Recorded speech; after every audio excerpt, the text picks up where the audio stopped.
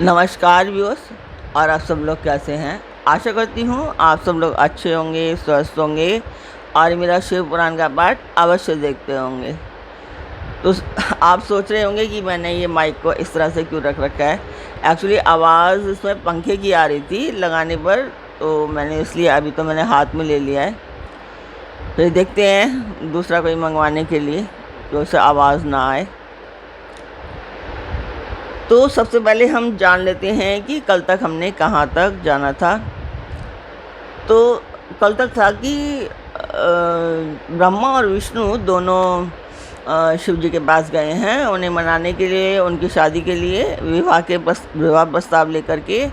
तो शिव जी ने अपना कि उन्हें कैसी पत्नी चाहिए, अगर ऐसी होगी तो फिर वो स्वीकार करेंगे, अदरवाइज़ नहीं करेंगे। तो उसमें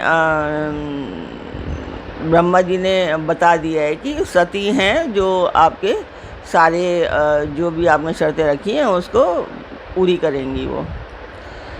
तो वो उस चीज़ को मान जाते हैं और जो ब्रह्मा और विष्णु हैं दोनों अपने अपने स्थान को चले जाते हैं। तो अब इससे आगे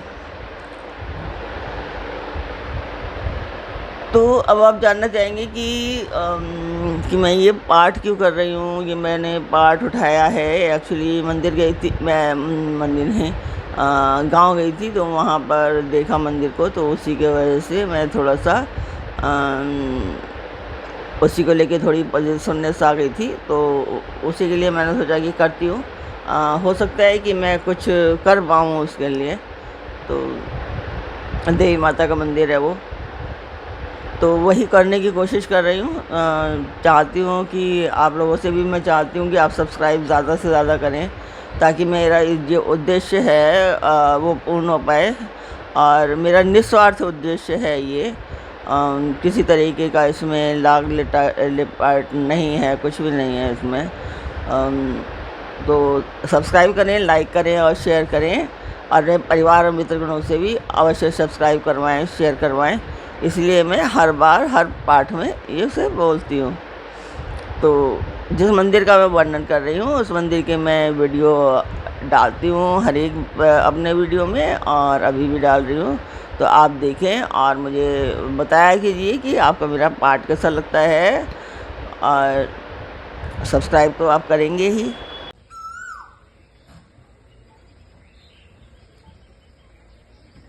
तो मंदिर की वीडियो आपने देखी, आपको मेरा पाठ कैसे लगा कमेंट बॉक्स में मुझे बताएं। आपने सब्सक्राइब अभी तक किया या नहीं, और अपने परिवार और मित्रगणों को बताया या नहीं, अवश्य बताएं, ज़्यादा से ज़्यादा सब्सक्राइब करवाएं। तो अब हम चलते हैं आज के पाठ पर। स्वागत करती हूँ मैं आप सभी का अपने इस कार्यक्रम शिव पुराण में। तो आज के शिव पुराण के पाठ में है कि सती को शिव से वर की प्राप्ति तथा भगवान शिव का ब्रह्मा जी को दक्ष के पास भेजकर सती का वरण करना। तो ब्रह्मा जी कहते हैं, मुनि, उधर सती ने अश्विन मास के शुक्ल पक्ष की अष्टमी तिथि को उपवास करके भक्ति भाव से सर्वेश्वर शिव का पूजन किया। इस प्रकार नंदा व्रत पूर्ण होने पर नवमी तिथि को दिन में ध्यान मग्न हुई सती को भगवान शिव ने प्रत्यक्ष दर्शन दिया। उनका श्री विग्रह सर्वांग सुंदर एवं गौर वर्ण का था। उनके 5 मुख थे और प्रत्येक मुख में 3-3 नेत्र थे। भाल देश में चंद्रमा शोभा दे रहा था। उनका चित्त प्रसन्न था और कंठ में 3 नील चिन्ह दृष्टिगोचर होता था। उनके 4 भुजाएं थी। उन्होंने हाथों में त्रिशूल, ब्रह्म कपाल, वर तथा अभय धारण कर रखे थे। भस्म में अंगराग से उनका सारा शरीर उद्भासित था। गंगा जी उनके मस्तक की शोभा बढ़ा रही थी। उनके सभी अंग बड़े मनोहर थे। वे महान लावण्य के धाम जान पड़ते थे। उनके मुख करोड़ों चंद्रमाओं के समान प्रकाशमान एवं आह्लादजनक थे। उनकी अंग कांति करोड़ों कामदेवों को तिरस्कृत कर रही थी तथा उनकी आकृति स्त्रियों के लिए सर्वथा ही प्रिय थी। सती ने ऐसे सौंदर्य माधुर्य से युक्त प्रभु महादेव जी को प्रत्यक्ष देखकर उनके चरणों की वंदना की। उस समय उनका मुख लज्जा से झुका हुआ था। तपस्या के पुंज का फल प्रदान करने वाले महादेव जी उन्हीं के लिए कठोर व्रत धारण करने वाले सती को पत्नी बनाने के लिए प्राप्त करने की इच्छा रखते हुए भी उनसे इस प्रकार बोले। महादेव जी ने कहा, उत्तम व्रत का पालन करने वाली दक्ष नंदिनी, मैं तुम्हारे इस व्रत से प्रसन्न हूँ, इसलिए कोई वर मांगो। तुम्हारे मन को जो अभिष्ट होगा वही वर मैं तुम्हें दूंगा। तो ब्रह्मा जी कहते हैं, मुने, जगदीश्वर महादेव जी यद्यपि सती के मनोभाव को जानते थे तो भी उनकी बात सुनने के लिए बोले, कोई वर मांगो। परंतु सती लज्जा के अधीन हो गई थी, इसलिए उनके हृदय में जो बात थी उससे वे स्पष्ट शब्दों में कह न सकी। उनका जो अभीष्ट मनोरथ था वह लज्जा से आच्छादित हो गया। प्राण बल्लभ शिव का प्रिय वचन सुनकर सती अत्यंत प्रेम में मगन हो गई। इस बात को जानकर भक्त वत्सल भगवान शंकर बड़े प्रसन्न हुए और शीघ्रतापूर्वक बारंबार कहने लगे, वर मांगो, वर मांगो। सत्य पुरुषों के आश्रयभूत अंतर्यामी शंभु सती की भक्ति के वशीभूत हो गए थे। तब सती ने अपनी लज्जा को रोककर महादेव जी से कहा, वर देने वाले प्रभु, मुझे मेरी इच्छा के अनुसार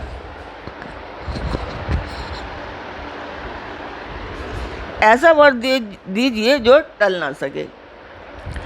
भक्त वत्सल भगवान शंकर ने देखा सती अपनी बात पूरी नहीं कह पा रही हैं, तब वे स्वयं ही उनसे बोले, देवी, तुम मेरी भार्या हो जाओ।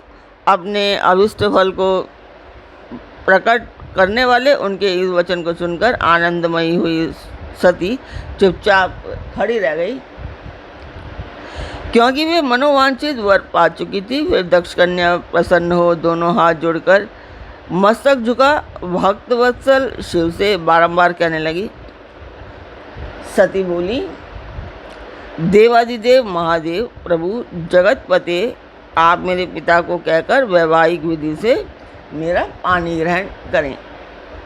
ब्रह्मा जी कहते हैं, नारद, सती की यह बात सुनकर भक्त वत्सल महेश्वर ने प्रेम से उनकी ओर देखकर कहा, प्रिय, ऐसा ही होगा। तब दक्ष कन्या सती भी भगवान शिव को प्रणाम करके भक्ति पूर्वक विदा मांग जाने की आज्ञा प्राप्त करके मोह और आनंद से युक्त हो माता के पास लौट गईं। इधर भगवान शिव भी हिमालय पर अपने आश्रम में प्रवेश करके दक्ष कन्या सती के वियोग से कुछ कष्ट का अनुभव करते हुए उन्हीं का चिंतन करने लगे। देवशे फिर मन को एकाग्र करके लौकिक गति का आश्रय ले भगवान शंकर ने मन ही मन मेरा स्मरण किया। त्रिशूलधारी महेश्वर के स्मरण करने पर उनकी सिद्धि से प्रेरित हो मैं तुरंत ही उनके सामने जा खड़ा हुआ। तात, हिमालय के शिखर पर जहाँ सती के वियोग का अनुभव करने वाले महादेव जी विद्यमान थे, वहीं मैं सरस्वती के साथ उपस्थित हो गया। देव ऋषि, सरस्वती सहित मुझे आया देख सती के प्रेम पाश में बंधे हुए शिव उत्सुकता पूर्वक बोले, शब्दों थोड़े से कट जाते हैं। शंभु ने कहा, ब्राह्मण, मैं जब से विवाह के कार्य में स्वार्थ बुद्धि कर बैठा हूँ, तब से अब मुझे इस स्वार्थ में ही स्वत्व सा प्रतीत होता है। दक्ष कन्या सती ने बड़ी भक्ति से मेरी आराधना की है। उसके नंदाव्रत के प्रभाव से मैंने उसे अभिष्ट वर देने की घोषणा की। ब्राह्मण, तब उसने मुझसे यह वर मांगा कि आप मेरे पति हो जाइए। यह सुनकर सर्वथा संतुष्ट हो मैंने भी कह दिया कि तुम मेरी पत्नी हो जाओ। तब दक्षायनी सती मुझसे बोली, जगतपते, आप मेरे पिता को सूचित करके वैवाहिक विधि से मुझे ग्रहण करें। ब्राह्मण, उसकी भक्ति से संतोष होने के कारण मैंने उसका ये अनुरोध भी स्वीकार कर लिया। विधाता, तब सती अपनी माता के घर चली गई और मैं यहाँ चला आया। इसलिए अब तुम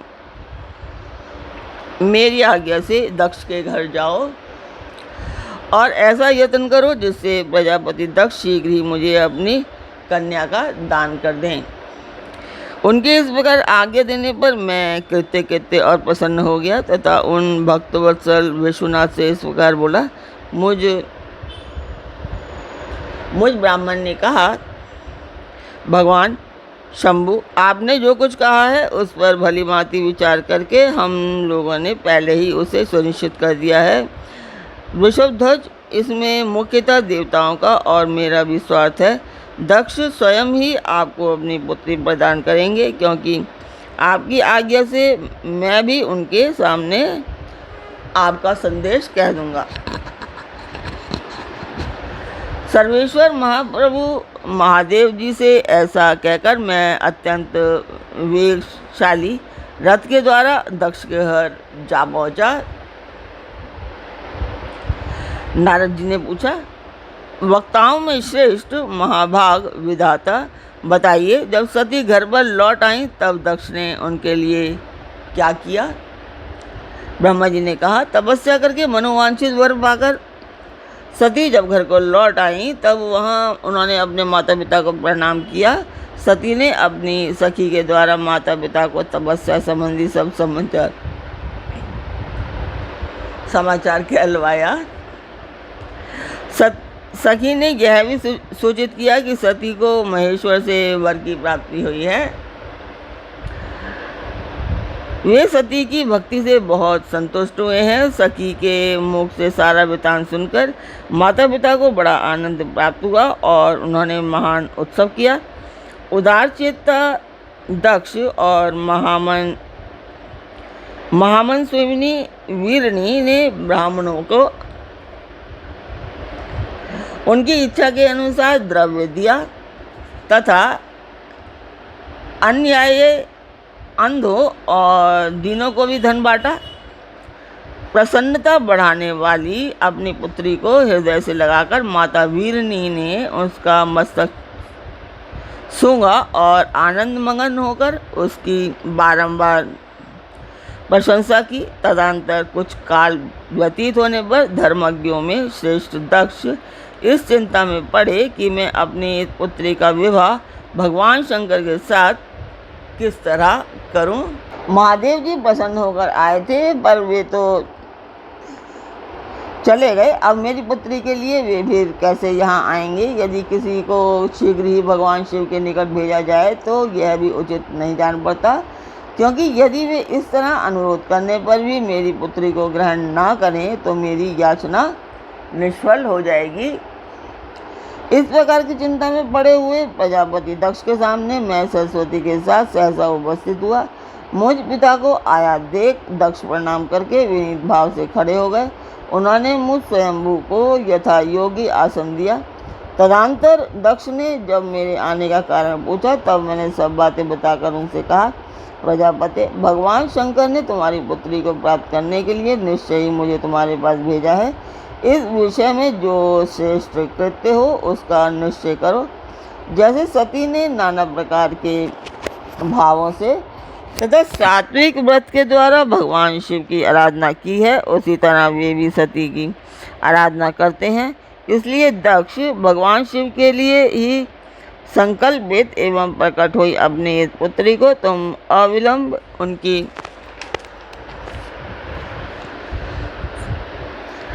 सेवा में सौंप दो, इससे तुम कृत्य हो जाओगे। मैं नारद के साथ जाकर उन्हें तुम्हारे घर ले आऊँगा, फिर तुम उन्हीं के लिए उत्पन्न हुई अपनी यह पुत्री उनके हाथ में दे दो। ब्रह्मा जी कहते हैं, नारद, मेरी ये बात सुनकर मेरे पुत्र दक्ष को बड़ा हर्ष हुआ। वे अत्यंत प्रसन्न होकर बोले, पिताजी ऐसा ही होगा मुने। तब मैं अत्यंत हर्षित तो वहाँ से उस स्थान को लौटा जहाँ लोक कल्याण में तत्पर रहने वाले भगवान शिव बड़ी उत्सुकता से मेरी प्रतीक्षा कर रहे थे। नारद, मेरे लौट आने पर स्त्री और पुत्री सहित प्रजापति दक्ष भी पूर्ण काम हो गए। वे इतने संतुष्ट हुए मानो अमृत पीकर अधा गए हों। तो आज का पाठ मैं यहीं पर पूर्ण करती हूँ। कल फिर मिलेंगे एक नए पाठ में, एक नई उमंग, एक नई तरंग के साथ। आज उम्मीद करती हूँ आप सब लोग सब्सक्राइब अवश्य कर रहे होंगे और अपने परिवार और मित्रगणों से अवश्य सब्सक्राइब एंड शेयर करवा रहे होंगे, तो जैसे मेरा उद्देश्य पूर्ण हो पाए। तो कल फिर मिलते हैं, तब तक के लिए आज्ञा दीजिए। ओम नमः शिवाय।